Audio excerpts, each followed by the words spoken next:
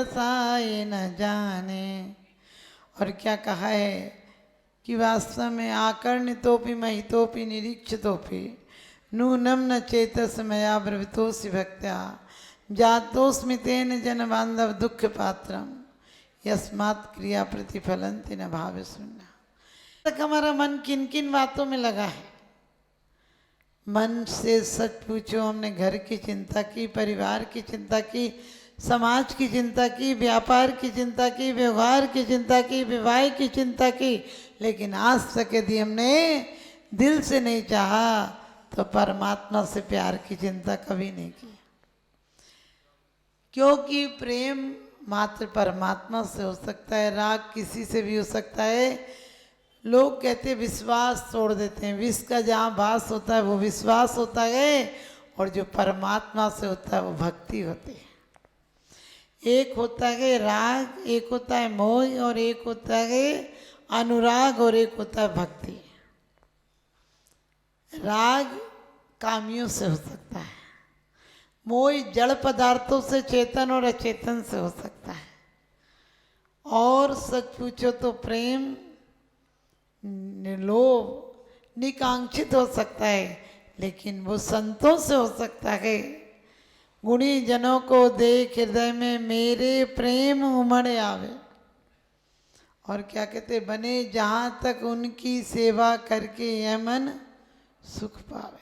उनकी सेवा करना, किनकी सेवा? गुरुओं की। लेकिन भक्ति क्या है? गुणेषु अनुरागा भक्ति। आज अरिहंत भक्ति की बात है। अरिहंत भक्ति कोई इंसान की भक्ति नहीं है, वो परम विशुद्ध अवस्था की भक्ति है, जिसे विशुद्ध पाकर, जिस विशुद्धि के माध्यम से हम भी परम विशुद्ध बन सकते हैं। संसार की बेड़ियां आज नहीं तो कल दुख देंगी, क्योंकि मैंने हवा के शौक से खोली थी खिड़कियां, मैंने हवा के शौक से खोली थी खिड़कियां, सारी गली का गंध मेरे घर में आ गया। आप सबने भी बड़े भाग्य मानुष सन पावा। कितने भाग्य से मनुष्य जन्म पाया था।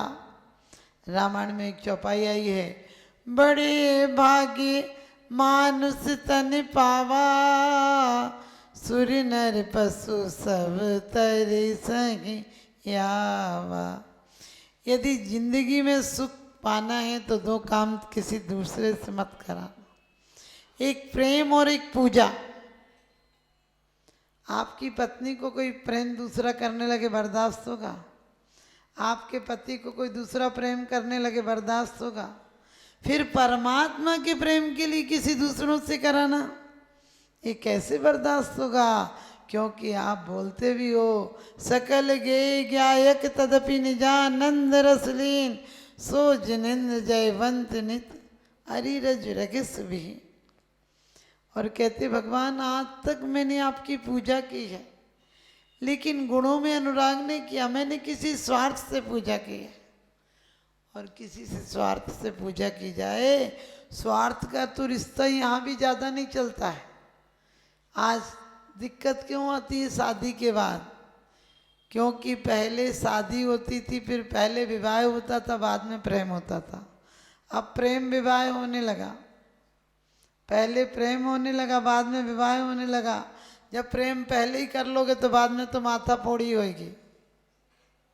ध्यान रखना, क्योंकि हमें कुछ उत्सुकता होती थी, हमें कुछ अनभिज्ञता थी।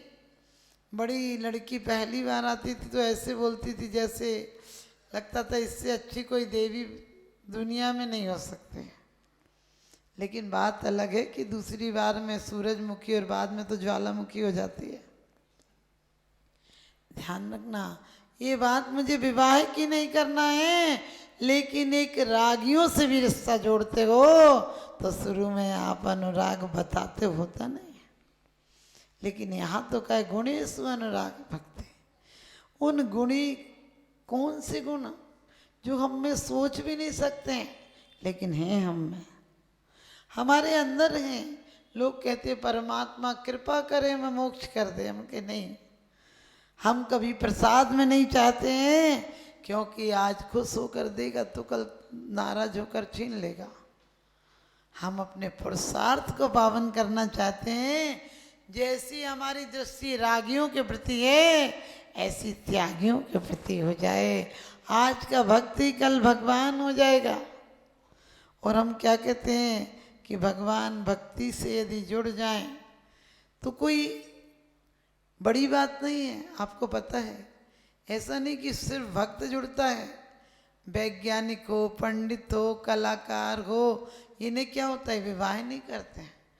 बड़े बड़े नेता देखो विवाह नहीं करते हैं, बड़े बड़े साइंटिस्ट विवाह नहीं करते। क्यों? कि जो लगन उनकी कामना के प्रति थी वो थोड़ी ऊपर उठ गई, अब सृजन के प्रति लग गई, और जिसकी परम ऊपर लग जाएगी वो परमात्मा स्वयं बन जाएगा। हम भगवान के गुणों को, भगवान आपने इतना छोड़ा, इतना छोड़ा, इतने रत्न बरसे, हम भिखारी हैं क्या रत्नों की तरफ जाती है नजर? अरे जो रत्न उनने छोड़े वो नाक उससे वो तो छूट ही जाएंगे, तुमसे नहीं छूट जाएंगे क्या?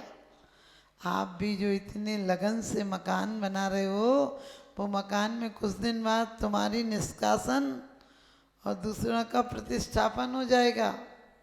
जो रजिस्ट्रियों पर तुम्हारे साइन चलते हैं वो किसी और दूसरे के हो जाएंगे।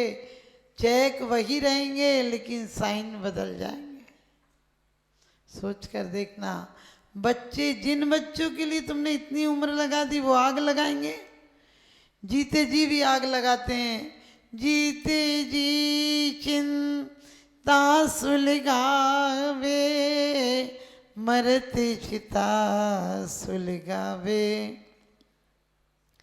ना कुछ लाए ना ले जाए तो भी मन भरमावे। नर चाहे तो नर काया से नर भव सफल बनावे। ना चाहे तो पाप कमा कर दुर्गतियों में जावे। कितनी चिंता, कितना आर्तोध्यान, कितना संकल्प, विकल्प। कभी काश, कभी 10 मिनट बैठकर सोचा है कि परमात्मा को कब तक जपते रहोगे? अपने दिल के ताले खोलना थे, अपने मन को जगाना था, तो कहाँ पड़ा है तू राग में? और परमात्मा की आके घंटी ठोकते जैसे ये सोया है। सोए तुम हो, जगाने इन्हें चले आते हो। गलती तुम्हारी है, दोस्त तुम इनको बताते हो। लोग कहते ककरी के चोर को कटार मारिए नहीं। हमने कही तू ककरी का चोर है? ककड़ी जानते हो, खीरा को कहते। अरे तूने इतनी बड़ी चोरी, द्रव्य चोरी, क्षेत्र चोरी, काल चोरी, भाव चोरी, क्या कर लोगे 60-70 साल की उम्र में? अरे 60 जियो, 70 जियो, 80 और 85 जियो। जरा सी जिंदगी पे काहे इतरातो, जूना भय जातो जीवरिया भय जातो। आए थे तूफान की तरह आए थे, और जाओगे तो गर्दन झुका कर चले जाओगे। जब हम आए थे तो आसमां से झुके नहीं थे। जब हम आए थे तो आसमां से भी झुके नहीं थे। जब जाएंगे तो मिट्टी दबा देगी। हमारी राह किन किन की पदरज बनेगी, लेकिन एक बार कमल बन जाए हम। भगवान के चरणों को कह, तुमरे चरण सरोज को नावत त्यों जगबू। रखते जहाँ वहाँ रस्ते, स्वर्ण कमल सुर दिव्य ललाम। अभिनंदन के योग्य चरण तब भक्ति रगे उनमें अभिराम। भगवान को हम कहते हैं जन्म से ही 10 अतिशय।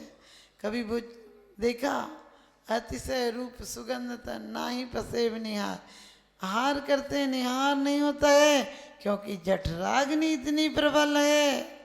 अपन तो 2 रोटी खा ले तो पचती नहीं।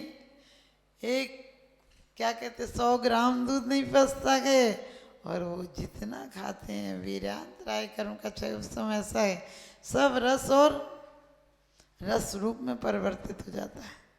सोच कर देखना, कितनी अच्छी बात मानतुंगाचार्य ने कहा कि जिन जितने जैसे अणुओं से निर्मापित प्रभु तेरी दे, थे उतने वैसे अणु जग में शांति राग में निस्संदेह। और कल्याण मंदिर में भी सापहार में सब क्या कहा है कि आपके गुण अचिंत हैं। सागर के रत्नों को नापा जा सकता है लेकिन आपको नहीं नापा जा सकता है। क्या कहा है, आपकी आस्था पूर्वक स्तुति तो बहुत बड़ी बात है। तंसक कथापि जगताम दुरितान हंति। आपकी कथा भी, कथा कैसी जुबान से नहीं निकले, जीवन से निकले। आप ध्यान रखना, जिससे रागी से भी प्रेम हो तो घूम फिर के, रागियों से प्रेम हो तो भी घूम फिर के वहीं आ जाते हो। कोई चर्चा कर रहा होगा तो आप क्या करते हो, उसी की चर्चा ले आते हो, उसी की पसंद ले आते हैं।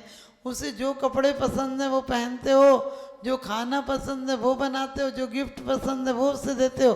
परमात्मा तो तुमसे कुछ नहीं मांगते, ना नोट मांगते ना वोट मांगते हैं, सिर्फ जीवन में छुपी हुई खोट मांगते हैं। सोच कर देखना, यहाँ वो भी देने नहीं चले आते हो। जिंदगी में से 70-80 साल की जिंदगी 24 घंटे में से 10 घंटे तो घर के काम काज, ऑफिस, दुकान, मकान, खाना पीना, इनमें निकल जाते हैं। 6 घंटे सोने में निकल जाते हैं, बाकी चिंता करने में निकल जाते हैं, लड़ाई झगड़े में निकल जाते हैं। परमात्मा के लिए कितना दिन निकालते हो, कितना समय निकालते हो? सोच कर देखना, ये हमारी अरिहंत भक्ति है। अरे जिस बिन नहीं जिन राज सीजे, तूर लो जग कीच में, एक घड़ी मत विसरो, करो जैसे आयु जब मुख बीच में। इनसे भी शिकायत क्या करना। एक राजा अपने नौकर के साथ जंगल में गया लेकिन भटक गया। एक सुंदर फल मिला और वो फल लेकर नौकर ने कहा, राजन इससे थोड़ी सी शांति तो मिल जाएगी, आप भी खा लेना, मुझे भी दे देना। लेकिन राजा से कहता था, आप तो मालिक हैं, मुझे पहले दे दिया करो, मेरा मन करता है कि मैं भी चख लूँ थोड़ा सा। राजा उसे हमेशा ही कुछ दे देता है। और आप भी ध्यान रखना, घर में कभी नौकर चाकर हो, आपके घर में पकवान बनते थोड़ी बहुत दे दिया करो, क्योंकि आपके घर तो रोज बन सकते हैं, उनके घर कब बनते हैं। हमेशा मिल बांट कर खाना, सही जीवन का आनंद उठाना। राजा बहुत विशाल दिल था, उससे दे देता था। और राजा से एक फाँक ली, फिर कहने लगा, राजा बहुत भूख से तड़प रहा हूँ, दूसरी भी दे दो, तीसरी भी दे दो। आखिरी एक फाँक बची थी।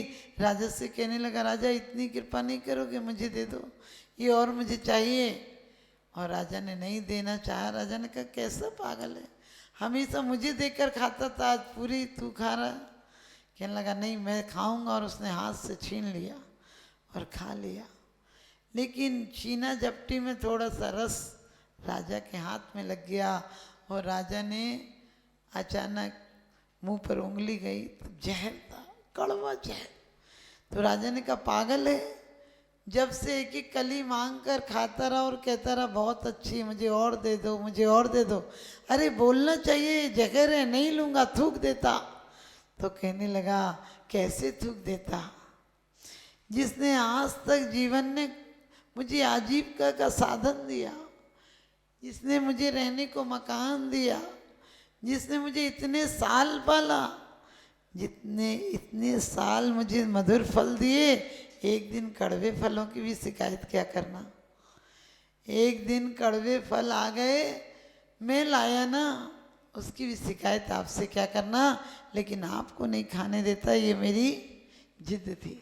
आप भी कभी परमात्मा से कहते हो कि परमात्मा तेरी भी क्या कृपा गए, मनुष्य जन्म दिया, आर्यखंड दिया, भरत क्षेत्र दिया, और ऐसे शुद्ध वातावरण में उच्च गोत्र में मेरा जन्म दिया, उच्च कुलीन बनाया। उसके बाद भी परमात्मा तेरी भक्ति का अवसर मिला, सांगोपांग हूँ, संगी हूँ, पंचेंद्री हूँ, पर्याप्त हूँ, क्या नहीं मिला। कभी धन्यवाद देने आते हो? रागियों से इतनी बात खुद मन से कर लेते हो, परमात्मा के लिए 2 लाइन कभी सोच कर आते हो? आज कहूँगा, तुमरी नेक की सुदृष्टि थे जग उतरत के पार, हागा डूबो जात हो नेक निगार निकार। लोग कहते परमात्मा की नज़र हो जाए तो कल्याण हो जाएगा, मैं कहती तुम्हारी नजर परमात्मा पर हो जाए तो कल्याण हो जाएगा। तुमरी नेक सुदृश्य से जग उतरत के पार, हा डूबो जातो नेक निहार। यह भव समुद्र अपार तारण के निमित्त सु सही अति परम पावन, अति दृढ़ परम पावन यथारथ भक्ति वर नौका सही। ये अरिहंत भक्ति है कि भगवान तुमने ऐसी विशुद्ध भावना भाई थी कि इंद्र अपनी विभूति को समर्पित करने के लिए। आपको पता जब आपको प्रेम हो तो प्रेमी को क्या देते हो? अच्छी गिफ्ट देते हो, अच्छी से अच्छी गिफ्ट देते हो। परमात्मा इंद्र तुम्हारी सेवा में तत्पर हो गया था। कुबेर ने समोसरण से ज्यादा विभूति लुटा दी थी तुम्हारे चरणों में। क्यों लुटा दी थी? ऐसा सौभाग्यशाली व्यक्तित्व जमीन पर आ रहा है, इसके लिए यदि लक्ष्मी नहीं लुटाऊंगा तो किसके लिए लुटाऊंगा? आप सिर्फ मंदिर बनाते हो, मन को मंदिर बनाया करो, परमात्मा आज और अभी आ जाएगा। लोग सोचते हैं मंदिर में जाएंगे तो पुण्य हो जाएगा। हमने कहा मंदिर तुम्हारे अंदर आ जाए तो पुण्य हो जाएगा। मंदिर में दीवारें खड़ी करने से पुण्य नहीं होता है, ध्यान रखना। अगर हम उठ नहीं सकते तो उठ जाएं जमाने से, बचेंगे पूर्व लोगों पर बुरा धब्बा लगाने से। अगर अब भी नहीं चेते तो मिट जाएंगे दुनिया से। हमारी दास्ता भी ना होगी दास्तान में। हमारे अकलंक निकलंक आदि के चरित्र आप लोगों ने पढ़े होंगे। जान की बाजी लगा दी धर्म की रक्षा के लिए। आज हम रक्षा तो कर रहे हैं लेकिन सिर्फ धन इकट्ठा कर रहे हैं। धन के अलावा लोगों के मन इकट्ठे करो। हमारे जैन समाज में ऐसे बैंक होने चाहिए, करोड़ों अरबों रुपया पड़ा है तुम्हारा, क्योंकि 1 नंबर 2 नंबर 3 नंबर, आप समझ गए। 1 नंबर का पैसा वो होता है जो आपको सरकार को पता होता है। 2 नंबर का वो होता है जो आपको और आपकी पत्नी बच्चों को पता होता है, सरकार को पता नहीं होता है। और 3 नंबर का वो होता है जो आपको तो पता होता है और बैंक वालों को पता होता है। विदेशों में रख देते हो, मर जाते हो, वो उधार ही का ही हो जाता है। कभी सोचना ये सांसों का बैंक मिला है, इसका पैसा भी दूसरों के पर नहीं चला जाए। हमेशा कभी भी कमेटियां इस बात का ध्यान रखना कि हमारी समाज का पैसा धर्म में लग जाए। धर्म में लग जाए का मतलब ये नहीं सोचना नहीं एफडी इतने की हो जाए। क्या करोगे एफडी? परमात्मा कोई, क्योंकि वही हाल है, तुम चाहते हो बस मंदिर में कुछ करके दिखा दें। करके क्या दिखा दोगे? क्या दिखाओगे? बड़ी बड़ी हस्तियां चली गई। सिकंदर जब गया दुनिया से सभी हाली बहाली थी, पड़ी थी सामने दौलत मगर 2 हाथ खाली थे। इस दौलत को नहीं, उस दौलत को, अनंत चतुष्टय की दौलत को, जिसे हमारे आचार्यों ने संपत्ति कहा है। अनंत चतुष्टय को संपत्ति कहा है। इस संपत्ति को संपत्ति नहीं कहा जो कमाते टाइम भी दुख देती है, रक्षण में दुख देती है और चली जाए तो दुख देती है। लेकिन वो अनंत चतुष्टय की संपत्ति है जो सिर्फ सम्यक दर्शन रूप में आ जाए, शुरुआत भी हो जाए तो तुम्हारे संसार के कष्टों को तो आज काट देती है, अभी दुश्मन को नष्ट कर देती है और हर काम सहज में बन जाते हैं।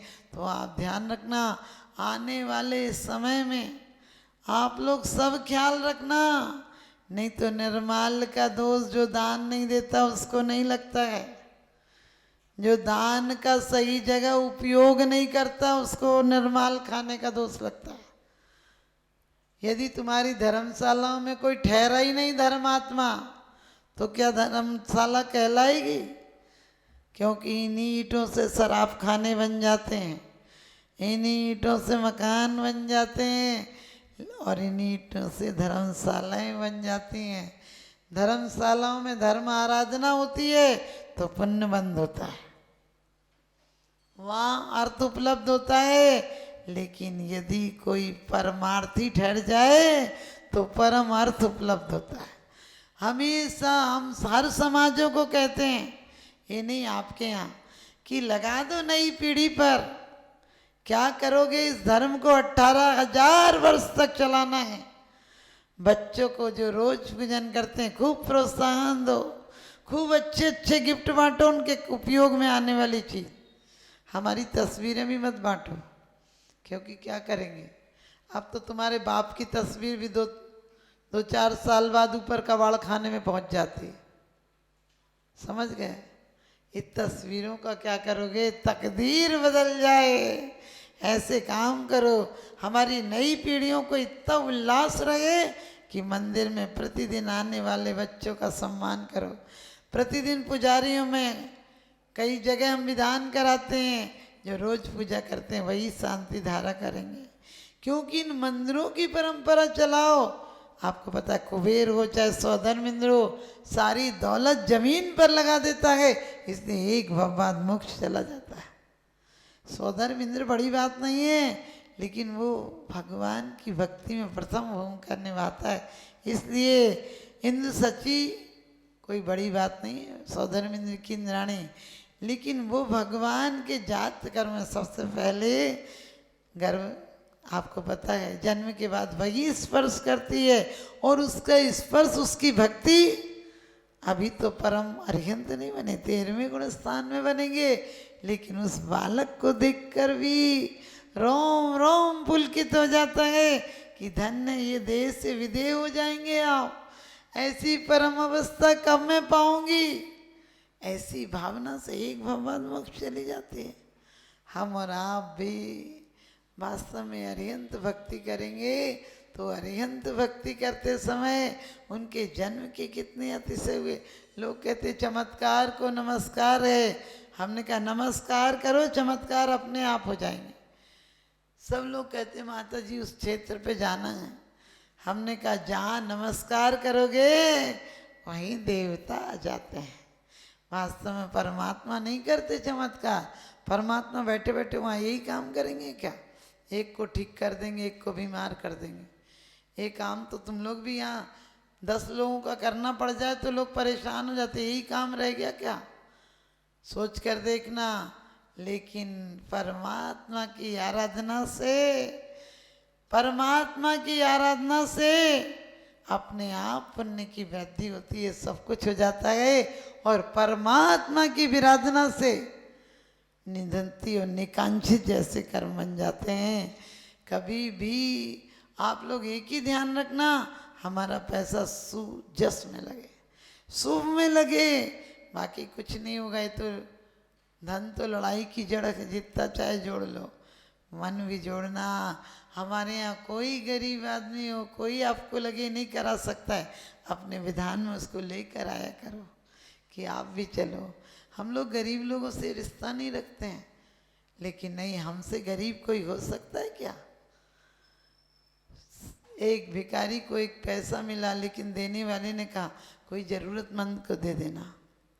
जिसने फकीर ने लिया था उसने देखा कि गरीब भी पेट भर लेता है। अचानक अकबर की सवारी जा रही थी, उसने देखा हाथी के ओहदे पर बैठा है, उसने उठाकर फेंक कर मारा, अकबर के मुंह पर लगा। अकबर ने कहा पकड़ लो इसको, इसकी इतनी हिम्मत, इसने मुझे सिक्का मारा। उसे बुलाया गया, कहने लगे तुमने सिक्का मारा? बोले हाँ, मुझे आज भीख में मिला था, लेकिन देने वाले ने कहा था किसी ज़रूरतमंद को दे देना। उन्होंने कहा तुम मुझे भिखारी समझते हो? उसने कहा हुजूर आपसे बड़ा भिखारी कोई दिख नहीं रहा। बोले कैसे? बोले लोग तो पेट भर ही लेते हैं, आपको देखो कितनी चिंता है कि अपने राज्य को छोड़कर दूसरे राज्य तक लूटने जा रहे हो। मैंने सोचा तुमसे ज़्यादा ज़रूरतमंद दुनिया में नहीं मिलेगा। आप भी ध्यान रखना, हमारा एक ही ख्याल है कि ये मंदिर दिल से इतने संपन्न हो जाएं, इतने प्रेम से संपन्न हो जाएं कि मंदिर से जाने का मन किसी का नहीं। मंदिर इतने आनंदमय हो जाएं कि क्लब जाने वाले भी मंदिर आ जाएं, क्लब जाने वाले भी मंदिर आ जाएं। अम्बाला में जिस साल तरुण सागर जी ने अहिंसा कुंभ किया था। उस साल अम्बाला में हम थे, 2001-99 की बात होगी, लेकिन सिटी अम्बाला में थी, शहर से जाकर उधर चले गए। तो उधर तो आपको कल्चर ऐसा है, कोई एक आध पुजारी मंदिर में आता है, बाकी मंदिर में नहीं आते थे। हमने नए साल का कार्यक्रम रखा तो जो अमर पैलेस वाले वो कहने लगे माता जी हम लोग नहीं आएंगे, हम तो होटल जाते हैं। हमने कहा सिर्फ 10 मिनट को आना, चले जाना, 9:30 बजे जाओगे, 9 बजे आना, चले जाना तुम लोग। लेकिन आप देखना वहाँ वो नज़ारा था, वो नज़ारा था, क्योंकि मंडप हम ऐसे नहीं बनवाते। मंडप हम विशाल रूप में ऐसा कि देखने वाला भी, आप कभी विधान नदी में देखना ऐसे मंडप की जिन्हें देख कर लगे कि स्वर्ग से उतर कर मंडप आए। बहुत सुंदर मंडप था और लोग भी भक्ति करने, ये बच्चे लोग सभी आते हैं नए साल पर। तो वो देख कर वो रुक गई तो उसकी बहू बड़ी तेजी में आई, मम्मी टाइम हो रहा ना, देखना चाहिए, आप यहीं बैठ के रह गई। बोले 10 मिनट बैठ तो यहीं, बहू से बोला। और देखिए कैसा दिल बदला कि वो गई नहीं, उसके बाद पूरी रात भी होटल नहीं गई। सबसे बड़ी बात है कि हम कहते हैं नई खूबी नए रंगत नए अरमान पैदा कर, इस खाक के पतले में भगवान पैदा कर। एक कौम के इंसान तुझे चलना नहीं आता और एक बार गिर गया तो संभलना नहीं आता।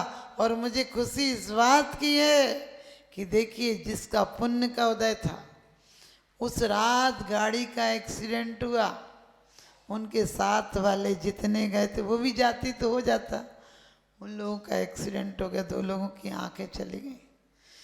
और उनको ऐसी श्रद्धा हुई, उस रात बहुत सारी घटनाएं हुई थी, लेकिन आप सोचो 1 किलोमीटर सिटी में चांदनी निकली थी और गुड़ मंडी में अंधेरा था, है ना, वहाँ पर चांदनी नहीं थी।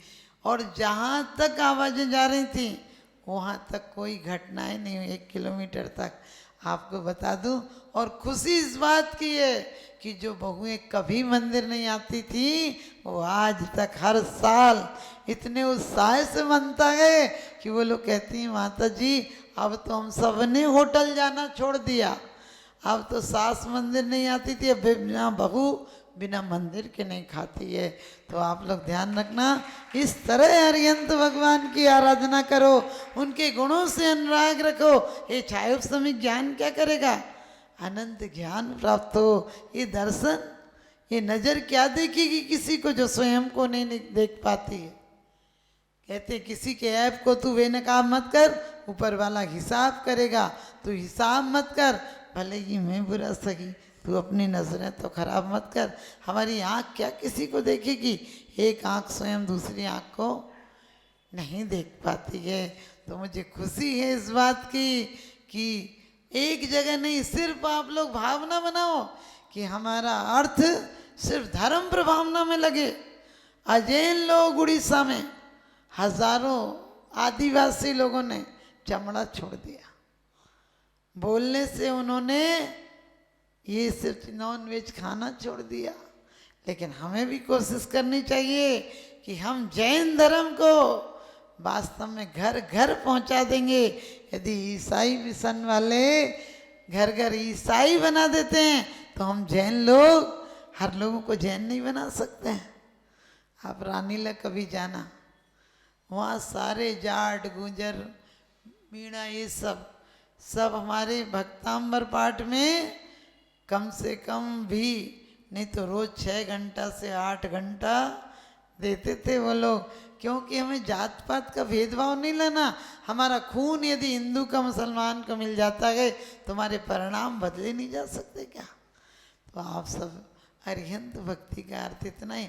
हम ये नहीं कहें जैन धर्म है, हम उन्हें प्यार से समझा सकते हैं कि देखो किसी का दिल नहीं दुखाना, वरना परमात्मा तुम्हारा दिल का ध्यान नहीं रखेगा। आपने किसी के कपड़े मत उतारना, जानवर को प्रकृति ने कपड़े दे रखे, आप मत उतारना, आपको भी परमात्मा कपड़े देगा। और हमारा तो हमेशा रहता है कि हम लोग भिखारियों को कंबल दे देते हैं, हम अपने मंदिर के जो सेवादार हैं, जो हमारे पुजारी आदि हैं, ये कभी मंदिर से हट भी जाते हैं तो हमें इनकी पेंशन बांधना चाहिए, वरना आने वाले समय में कोई मंदिरों में पुजारी मिलेगा। हमें उनके बच्चों को, आज सरकार में काम करने वालों को वजीफे मिलते हैं, बच्चों की पढ़ाई का खर्चा मिलता है, मेडिकल का मिलता है, हम लोगों को भी, क्योंकि देवगढ़ में लिखा है दासानुदास हूँ, इन मंदिरों की सेवा करने वाले का मैं दासानुदास हूँ। कौन लिखते हैं? देवपत खेपत लिखते हैं। तो आप समझदारों के लिए इशारा काफ़ी है। हम सब लोग अपने जैनियों में प्रेम भाव लाएं ताकि अरिहंत आराधना का फल दिखे कि वास्तव में वो गुण हमारे अंदर भी आएंगे, सबका भला कर पाएंगे। अनंत चतुष्टय, अनंत आपको पता सम्यक आदि सुख गुण हमारे अंदर आ जाए और आप सब भी अरिहंत की आराधना करके एक दिन अरिहंत बन जाओ। अरिहंत का अर्थ क्या है? अरिहंत इति अरिहंता, जिन्होंने दुश्मन कर्म शत्रुओं को नष्ट कर दिया। घातिया कर्म क्या है? जो सब घात ही घात करते थे, जिनके पास कोई शुभ प्रकृतियां एक भी नहीं थी, वो घातिया थे, जिन्होंने घात कर दिया है। अरिहंत, अरि का वो अरिहंत है। अरुहंत, अरिहंत जो आराधना के योग हैं। अरहत, अरहत आराधना के योग हैं, जो द्रव्य कर्म भाव कर्म 9 कर्म से रहते हैं। हम सब भी कर्मों से रहित बनेंगे और अरिहंत की दिल से आराधना करेंगे। आज से ही घर परिवार सब चल जाएगा। एक भावना भाना यहाँ बैठकर कि परमात्मा बस आप जैसे गुण चाहिए, और उसकी शुरुआत आज और अभी से कर देंगे। अपनी वैभाविक परिणतियाँ शिथिल कर देंगे, स्वाभाविक गुणों का विकास करेंगे। यही अरिहंत की सच्ची आराधना होगी। बोलिए अनंत अनंत अरिहंत परमेश्वरी भगवान की।